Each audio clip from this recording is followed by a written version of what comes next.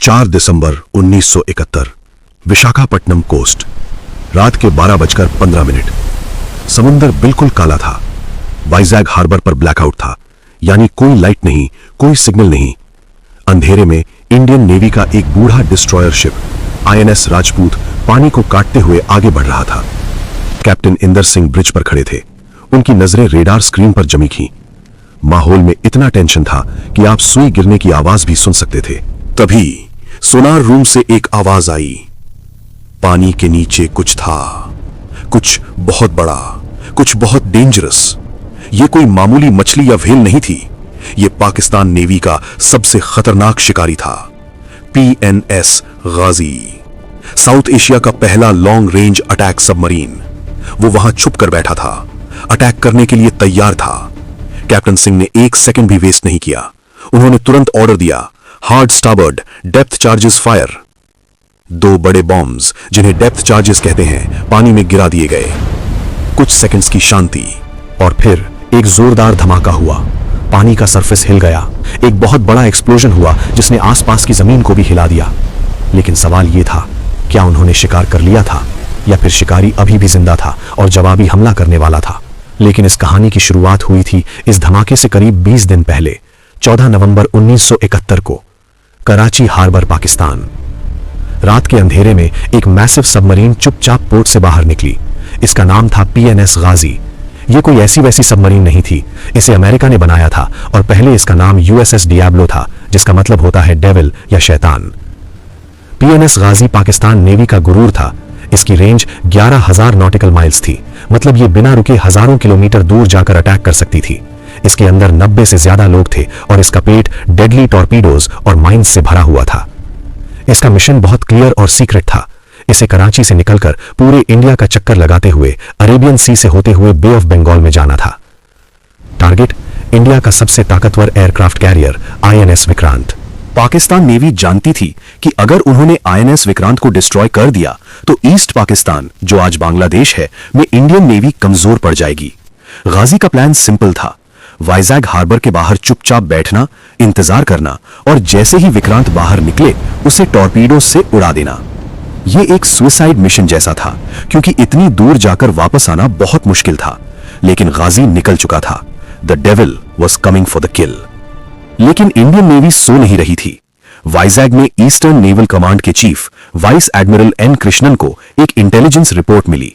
उन्हें पता चला कि पाकिस्तान ने अपनी सबमरीन गाजी को बे ऑफ बंगाल की तरफ भेज दिया है। इंडियन नेवी ने गाजी के सिग्नल्स इंटरसेप्ट कर लिए थे।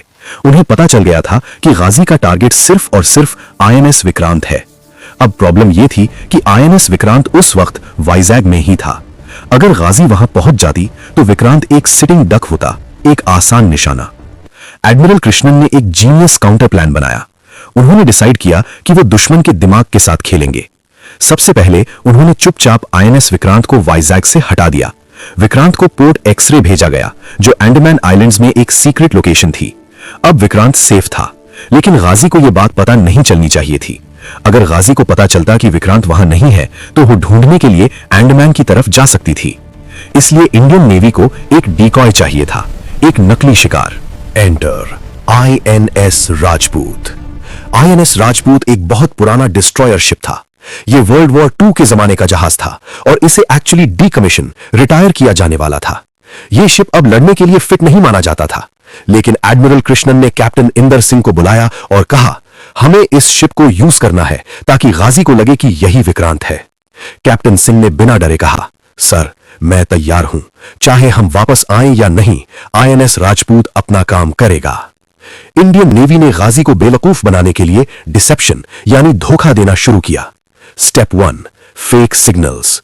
विजैक से हेवी रेडियो ट्रैफिक जनरेट किया गया। इंडियन नेवी के ऑफिसर्स ऐसी बातें रेडियो पर कर रहे थे जैसे विक्रांत अभी भी हार्बर में है। एक फेक टेलीग्राम भी भेजा गया जिसमें एक सेलर ने अपनी बीमार मां के बारे में पूछा, यह दिखाने के लिए कि क्रू अभी भी पोर्ट पर है। Step 2, the ration trap. Admiral Krishnan ने विजैक के लोकल मार्केट में हजारों किलो मीट, सब्जियां और अंडा, एग्स ऑर्डर किए। इतना खाना सिर्फ तब ऑर्डर किया जाता है जब हार्बर पर बहुत बड़ा शिप जैसे एयरक्राफ्ट कैरियर खड़ा हो। यह खबर पक्का पाकिस्तानी स्पाइस तक पहुंच गई होगी। गाजी, जो अब मद्रास के पास पहुंच चुका था, उसे लगा कि उसका शिकार विजैग में ही है। गाजी के कमांडर जफर मोहम्मद ने शिप को टर्न किया और फुल स्पीड में विजैक की तरफ बढ़ा। वो 10 दिन लेट थे। उन्हें लगा विक्रांत उनका वेट कर रहा है, लेकिन वहां विक्रांत नहीं, मौत उसका इंतजार कर रही थी। आईएनएस राजपूत को विजैक हार्बर से बाहर निकाला गया। इस पुराने जहाज ने वही सिग्नल्स देना शुरू किया जो विक्रांत देता था।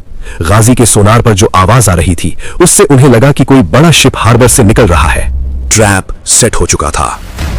हम वापस आते हैं उसी रात पर, 3 और 4 दिसंबर की दरमियानी रात। प्राइम मिनिस्टर इंदिरा गांधी ने ऑफिशियली वॉर डिक्लेयर कर दिया था। जैसे ही वॉर शुरू हुई, कैप्टन इंदर सिंह को ऑर्डर मिला कि आईएनएस राजपूत को हार्बर से बाहर निकालो। ऑर्डर क्लियर था, नेविगेशनल लाइट्स ऑफ करो, अंधेरे में निकलो और जो भी दुश्मन दिखे उसे खत्म कर दो।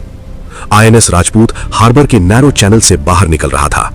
कैप्टन सिंह को पता था कि अगर सबमरीन वहां है तो वो सबसे ज्यादा वल्नरेबल, कमजोर अभी हैं। एक टॉर्पीडो और आईएनएस राजपूत के चीथड़े उड़ जाते। रात के 12:14 पर आईएनएस राजपूत के स्टारबोर्ड राइट साइड लुकआउट ने पानी में कुछ मूवमेंट देखी। पानी की सतह पर कुछ बबल्स और डिस्टर्बेंस था। कैप्टन सिंह के पास सोचने का वक्त नहीं था।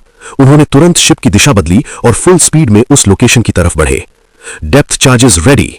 2 डेप्थ चार्जेस पानी में गिरा दिए गए। ये बॉम्ब्स पानी के अंदर गए। गाजी ठीक उनके नीचे था, शायद माइंस बिछा रहा था या अटैक पोजीशन ले रहा था। तभी बूम, एक बहुत बड़ा धमाका हुआ। पानी का एक ह्यूज फाउंटेन ऊपर उठा। आईएनएस राजपूत को भी झटका लगा। लोगों ने विजैक शहर में भी इस धमाके की आवाज सुनी। उन्हें लगा भूकंप, अर्थक्वेक आया है। पानी के नीचे गाजी का अगला हिस्सा बुरी तरह फट गया था। पानी तेजी से अंदर घुसने लगा। अंदर जो 93 लोग थे, उन्हें बचने का कोई मौका नहीं मिला। बैटरीज फट गईं, टॉर्पीडोज एक्सप्लोड हो गए। The devil was sinking. सुबह हुई तो विजाक के फिशरमैन ने देखा कि पानी के ऊपर तेल, ऑयल की एक मोटी लेयर तैर रही है। वहां कुछ डेब्रिस भी था। जब इंडियन नेवी के डाइवर्स ने नीचे जाकर चेक किया तो उन्हें वो सबूत मिला जिसने दुनिया को हैरान कर दिया। एक लाइफ जैकेट मिला जिस पर लिखा था यूएसएस डियाब्लो। ये वही अमेरिकन नाम था जो गाजी का पहले हुआ करता था। डाइवर्स ने कंफर्म किया कि सबमरीन का अगला हिस्सा पूरी तरह डिस्ट्रॉय हो चुका है। पाकिस्तान आज तक क्लेम करता है कि गाजी अपने आप डूबा, किसी इंटरनल एक्सप्लोजन या अपनी ही माइन पर टकराने से। लेकिन सच्चाई यह है कि इंडियन नेवी के डिकॉय प्लान ने गाजी को वहां बुलाया और आईएनएस राजपूत ने उसे वहीं दफन कर दिया। गाजी के डूबने के साथ ही बे ऑफ बंगाल में पाकिस्तान का डर खत्म हो गया। आईएनएस विक्रांत अब आजाद था। विक्रांत ने ईस्ट पाकिस्तान पर एयर स्ट्राइक्स की और बांग्लादेश की आजादी में बहुत बड़ा रोल प्ले किया। अगर उस रात कैप्टन इंदर सिंह और उनकी टीम ने वो डेप्थ चार्जेस नहीं गिराए होते तो शायद इतिहास कुछ और होता। विजाक के समुंदर में आज भी गाजी का मलबा पड़ा है, एक साइलेंट ग्रेव जो याद दिलाता है इंडियन नेवी की उस रात की बहादुरी का। जय हिंद।